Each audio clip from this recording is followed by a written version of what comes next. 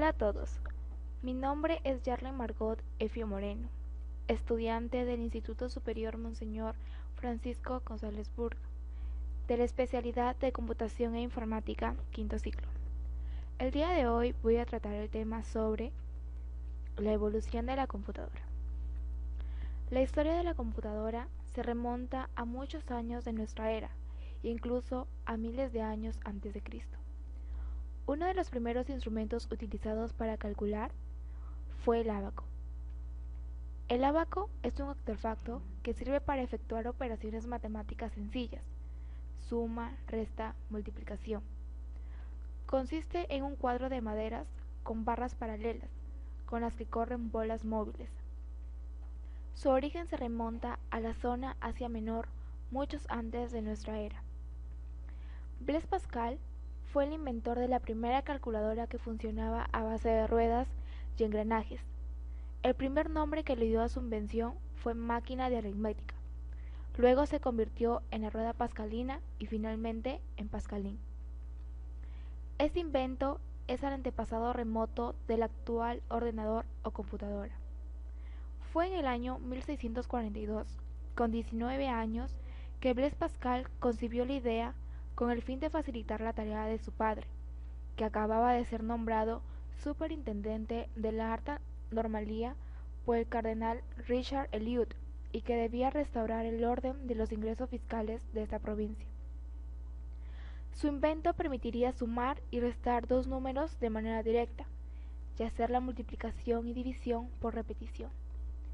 En 1645, después de 3 años de investigación y 50 prototipos, Pascal presentó su primera máquina dedicada al canciller de Francia, Pierre Séguier. Construyó una ventana de pascalinas en la década siguiente, mejorándolas con frecuencia. 9 de estas máquinas han sobrevivido hasta hoy en día, un privilegio real. En 1951, la que está considerada como la primera computadora, que se llamó Sally, fue ampliamente comercializada con el nombre de UNIVAC 1 y comenzó a funcionar con éxito. En 1952, la computadora UNIVAC se utilizó para realizar el recuento de votos en las elecciones presidenciales de Estados Unidos. El resultado victoria se conoció en 45 minutos, luego de que se cerraran las mesas en los colegios electorales.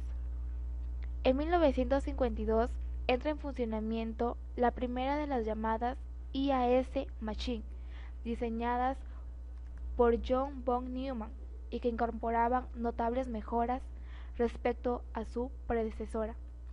Y en 1952, Steven Russell creó el primer juego para computadoras, Space War.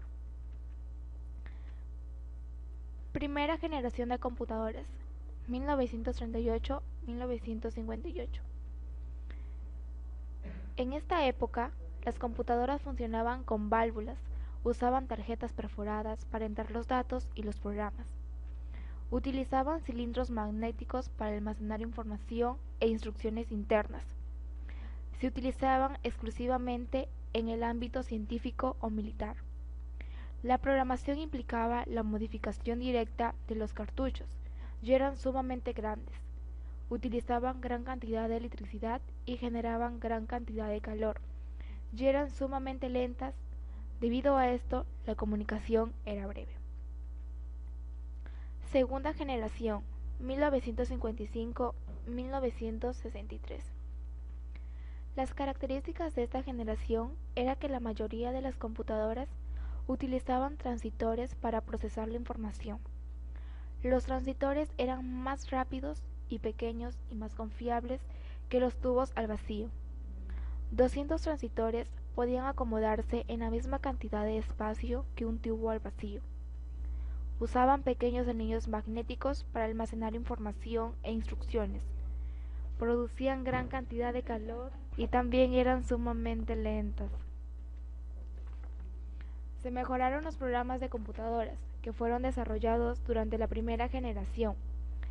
Se desarrollaron nuevos lenguajes de programación, como COBOL y Fortran, los cuales eran comercialmente accesibles. Se usaban en aplicaciones de sistemas de reservaciones de líneas aéreas control de tráfico aéreo. La Marina de los Estados Unidos desarrolla el primer simulador de vuelo, computadora WirWir. Surgieron las minicomputadoras y los sistemas de terminales a distancia. Se comenzó a disminuir el tamaño de las computadoras. Tercera generación, 1964-1970. Comienza a utilizarse los circuitos integrados, lo cual permitió abaratar costos al tiempo, que se aumentaba la capacidad de procesamientos y se reducía el tamaño de las máquinas. La tercera generación de computadoras emergió con el desarrollo de circuitos integrados, pastillas de silicio en las que se colocan miles de componentes electrónicos de una integración en miniatura. Cuarta generación, 1971-1983. Fase caracterizada por la integración de los componentes electrónicos, lo que proporcionó la aparición del microprocesador, es decir, un único circuito integrado en el que se reúnen los elementos básicos de la máquina. Una característica de esta generación es que desarrollaron los circuitos integrados para procesar información. Se desarrollaron los chips para almacenar y procesar información, como antes ya se había mencionado. Se desarrollaron los tipos de computadoras IBM 360, PDP-1. Otra vez las computadoras se tornan mucho más pequeñas, más ligeras y más eficientes. Consumían menos electricidad, por lo tanto, generaban menos calor. Quinta generación, 1984-1989. Surge la PC tal cual como la conocemos en la actualidad. IBM presenta su primera computadora personal y revolucionaria en el sector informativo. En vista de la acelerada marcha de la microelectrónica, la sociedad industrial se ha dado la tarea de poner también a esa altura el desarrollo del software y los sistemas que manejan las computadoras. Sexta generación, 1989 hasta la actualidad. Como supuestamente la sexta generación de computadoras está en marcha desde principios de los años 90, debemos por lo menos esbozar las características que deben tener las computadoras de esta generación. También se mencionan algunos de los avances tecnológicos de la década del siglo XXI.